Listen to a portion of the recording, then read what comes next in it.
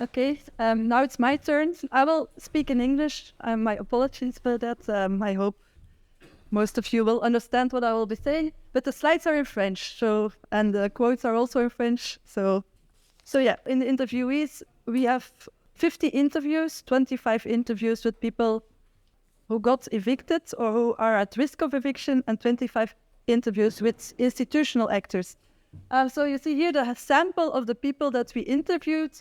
It's a various sample, about as many men as women. There are highly educated people and not as highly educated people. But there's one bias. We have these interviewees through homeless associations mostly. So we have talked really to the most vulnerable people who got evicted within Brussels. So you see that the conclusions are about the most vulnerable people we've talked to. But I don't see that as a weakness, because I think we can learn the most about society when we see how society treats the most vulnerable people. So again, Pernell already talked about the various eviction trajectories that are there. In the interviewees, we actually identified a couple of extra eviction trajectories. You have these official expulsions, right, from the private home that Pernell has been talking about. You have the evictions that happen when the lease of their apartment or their house is finished, and then people don't want to leave. I've talked to several people who don't want to leave their apartment, but they have to because the lease is finished. Sometimes they overstay the lease, right, because they cannot afford a new place. There are illegal evictions, right, where the landlord takes matters in its own hands and threatens persons, the renter, physically, or uses violence to get the renter home. Of course, it's not always true violence. There are various degrees of violence. Sometimes it's just a notice and people leave anyway. In the interviews, I also noticed that some people just get evicted by a family member. So when people divorce and the person who is leaving doesn't have a home anymore, doesn't have an income anymore, because the partner actually was the main breadwinner, and then people also end up on the streets. There's also the official eviction in the social housing sector that also Pernell talked about. In our interviews, it actually occurred quite a lot. It was about 1/3 of the interviewees who got evicted from a social housing complex in the large sense of the word. Others were evicted, you could call it eviction, from a temporary reception facility, these transit homes. Often these leases are only for 6 months, or people can stay there for 6 months, but after 6 months they have to leave. So that also can feel as a form of eviction for some people, or in some social, people have to always leave once they have slept, and then during the day they have to walk around in the city. And then evictions from squats. There are official evictions or unofficial evictions. Yes, so that is what I saw in the interviewees and what type of eviction that were present. We also see in the interviews that half of the people we interviewed actually got evicted twice or more. So you'll see that some persons got evicted first from a private home and then from a social housing complex. So you see that it's often a combination of different eviction trajectories going on. Overall, so we defined 3 defining moments in this eviction process. You have the before the eviction. I will discuss the individual risk factors that make evictions occur, and the short-term triggers as well. Then the event of eviction itself, we'll talk about how it got experienced by the people that I interviewed. And then after the eviction, so the aftermath, will also look into what are the consequences of being evicted for these persons. What we have to keep in mind is that this is not a linear progression, this eviction process, right? I already said that some of these people get evicted multiple times, so it's very difficult to determine what is a cause of an eviction or what is a consequence of eviction. We know that most people enter in a really downward spiral when they get evicted for the first time, and their residence is very unstable. Their housing trajectories become very unstable and erratic. So yeah, we'll look now at the individual risk factors. So what is it that makes evictions happen? It's very difficult to see whether it's a cause or a consequence, but what we know is that the causes that are present become only worse. So the problems that were there before eviction only aggravated after the eviction, the event of eviction occurs. So you see that also most of the problems that are here are actually it's not one problem that most of these people have. It's often a combination of different problems that these people have, and this combination makes it very difficult to not get evicted. So most of the interviewees that I talked with actually had some psychological problems or physical problems, and that goes from depressions and burnouts to severe psychiatric diseases such as psychosis, etc. I also talked to people in wheelchairs with motorical issues. There were people who had asthma, also because of the bad housing conditions they were already residing in. So their poor housing conditions actually caused this asthma. Yeah, poverty. Yeah, most people I talked to were poor, right? 22 were unemployed, 2 were retired, and 1 person had a job, but he worked in a sheltered workshop. So it's a poor population. Some had income, invalidity benefits. Others didn't have an income if they were sans-papiers. They didn't have income. Most were socially isolated, right? Many didn't have contact with their family anymore. So yeah, that was also very clear. Bad housing conditions. So most people who got evicted actually already got evicted from a house that was in a bad shape as well. My interviewees talked about mold on the walls, moisture, but also a lack of electricity, no heating. So there are various problems within these houses. Another condition that was quite clear is if you have been expulsed or evicted before, the chances that you get evicted again are higher, because once you get evicted, it's such a destabilizing force that it's very hard to get back on your feet. And we also see that the situation where people come from, where the respondents grew up, are also quite unstable. Some have experienced violence, others have experienced the divorces of their parents, or some moved already quite a lot during their childhood. And this type of family situation actually continued in the current situations. Most of my respondents were actually divorced or single. So you see that evictions from the people I interviewed actually occur with the most precarious people in society, in the city, on different levels, the financial, but also the emotional, the social, and the physical. So Francois, for instance, he got officially evicted 3 times, but also a couple of times more unofficially. And here you see that actually a combination of factors really cause the eviction to happen. You see he got a severe depression the first time that he got evicted. He didn't leave his home for a couple of months in a row. He slept for days, and as a result, he didn't turn in his unemployment files, so his money got cut off. He didn't open his mailbox, so he didn't notice he got an eviction notice. His bank accounts got blocked, so everything fell apart. And at one moment, he got evicted because of it. And since then, he's actually having a very unstable housing trajectory. After this, he stayed in a restaurant, slept in a restaurant for 6 months. Then he resided as an in-house aide for 6 years with an older man. And there he got evicted by the family members of the older man when the older man passed away.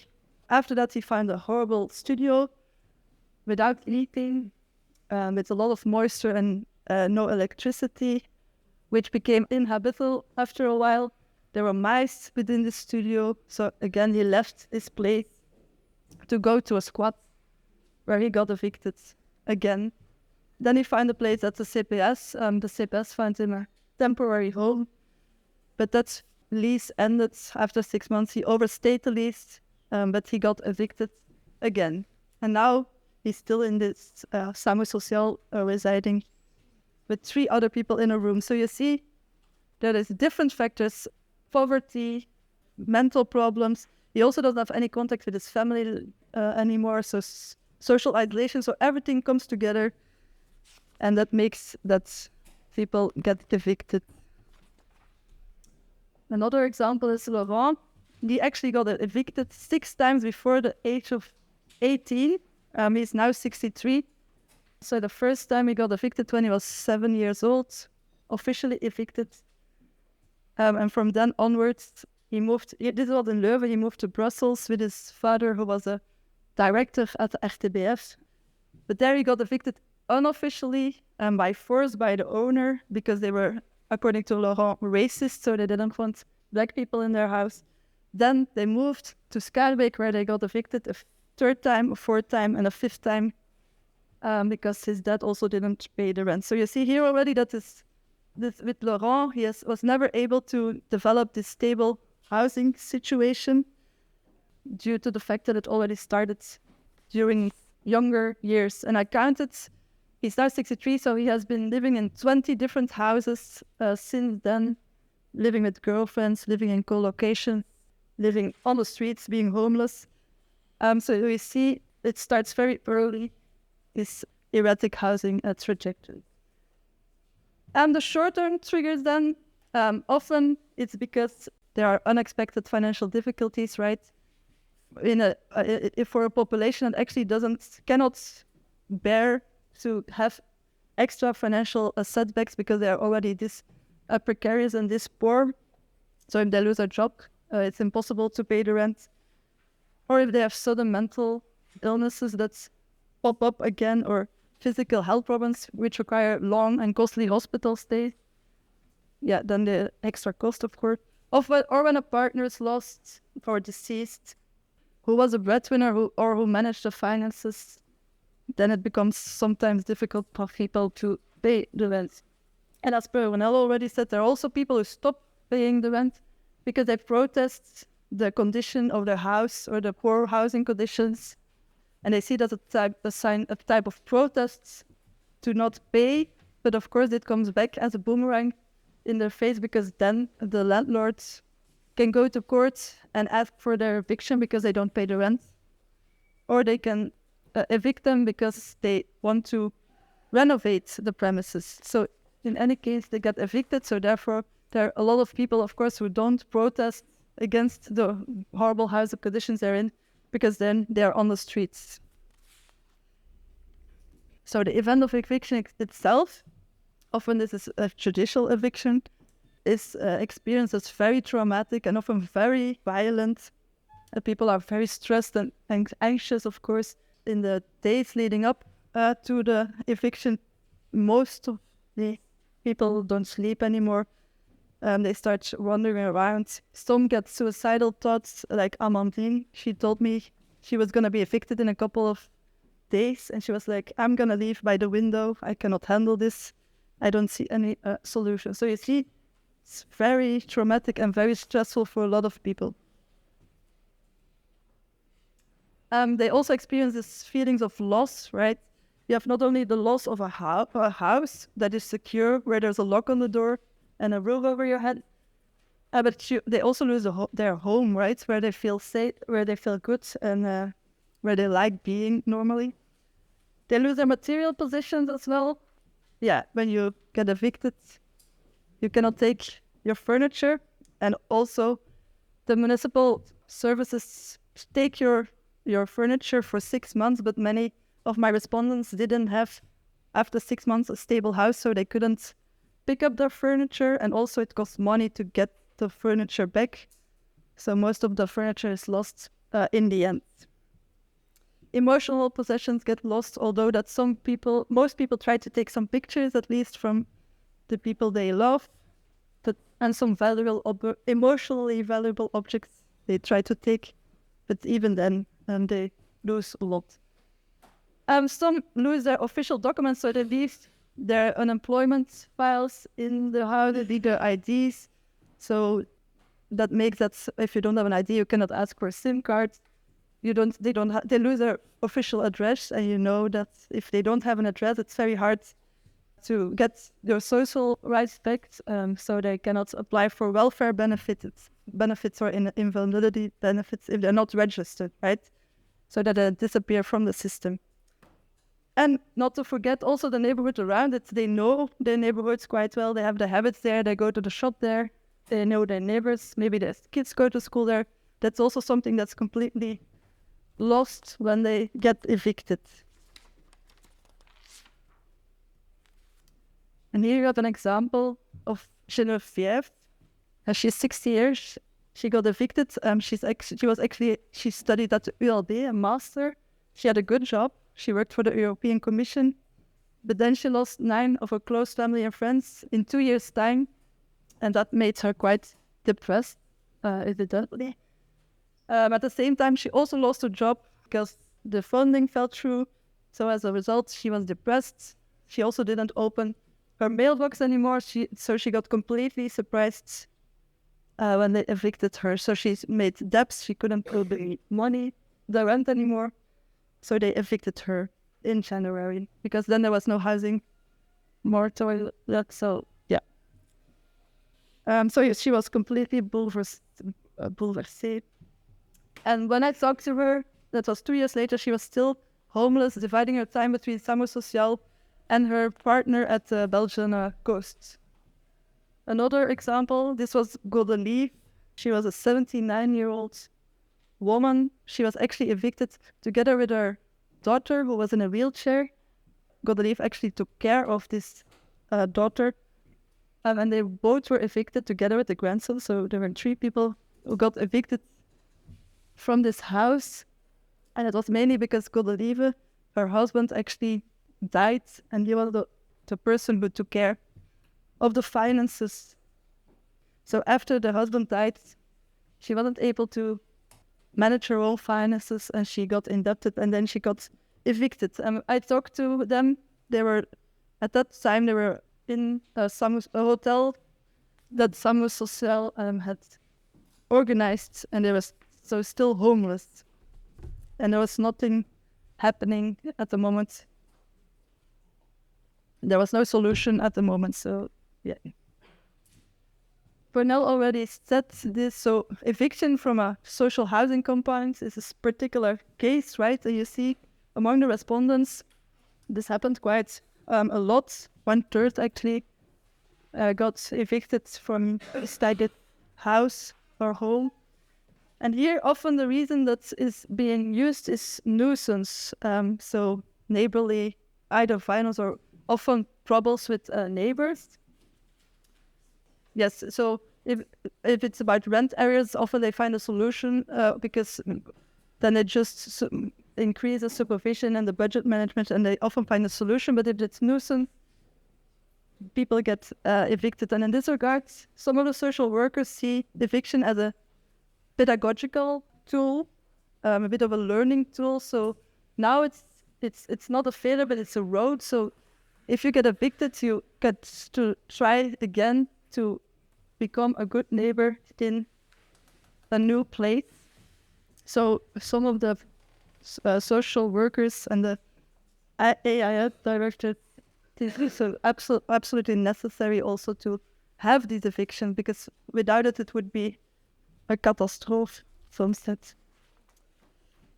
For instance, Sandra is somebody who is about to get evicted, or when I talked to her, because she actually invited people from the homeless people in her apartment because she didn't want them to sleep on the streets. But these persons actually made a lot of noise. They littered in the hallway, so she was about to be evicted. The aftermath of eviction, then you see among every respondent that it's very difficult to get back on track to find a stable house.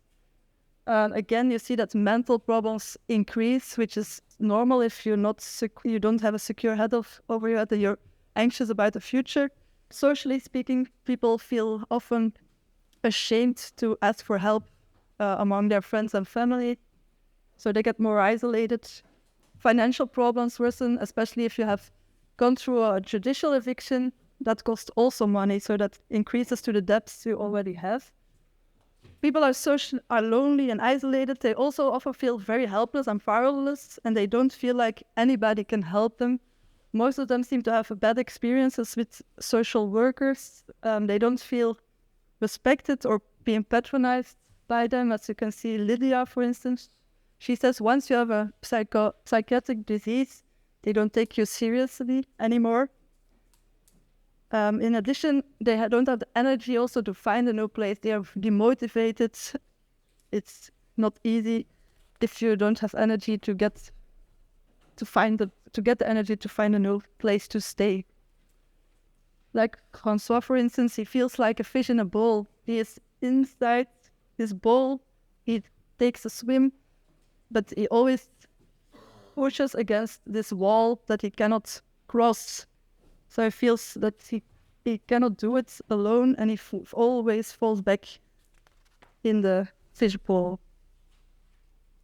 And yes, as we said before, if you don't have an address, if you don't have a house, and if you forget to notice the municipality, your social rights evaporate, right? You're radiated. And this happened with Pierre. He got radiated, and as a result, he stayed in squats and in a tent for 2 years in the Forêt de Soigne. And yeah, the biggest problem, of course, is what also Pernell already said. They just don't have access to qualitative and affordable housing, right? The rent is too high, especially for my respondents. There's no social housing.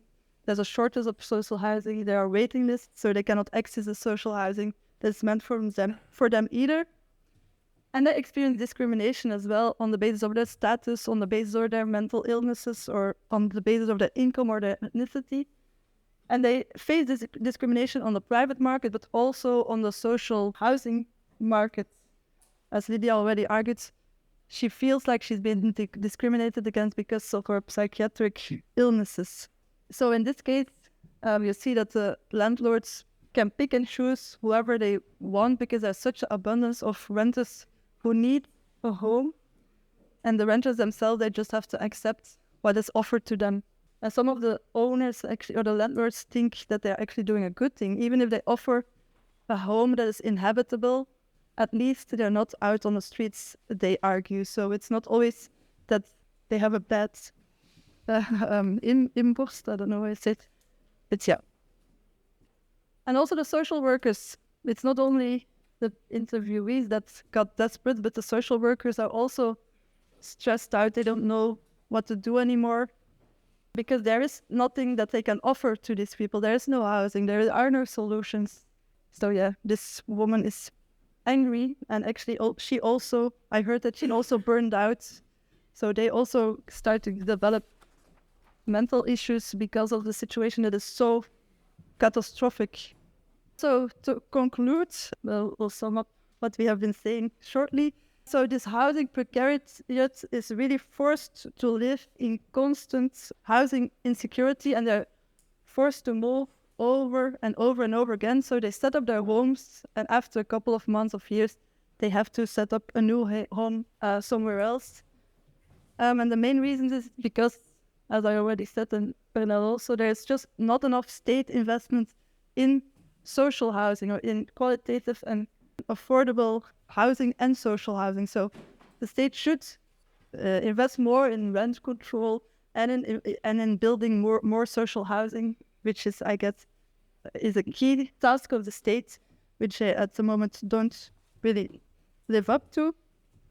In addition, we also need to invest in social services that have a lower threshold for people just to come in, that they are very accessible social services where there's one contact person that they can talk to and which can help them out. And it should be an integrated social service. I think people who get evicted have this multidimensional problematics. There's the financial part that's not going well, the mental part that's not going well. So it should be a team of people who actually help or supervise this person or guide this person and try to prevent eviction. So we need to really focus on preventing evictions today. And then lastly, what Pernell already said, there is not enough protection of the renters' rights within the judicial courts. So these three together make that the housing precariat is always forced to move and leave their home over and over again. So to last conclusion, evictions are one of the most excessive symptoms of a housing market in distress, and it needs to be avoided at all costs because it costs the individual a lot of energy and money, and it costs society also a lot of energy and money. So thank you. Brilliant.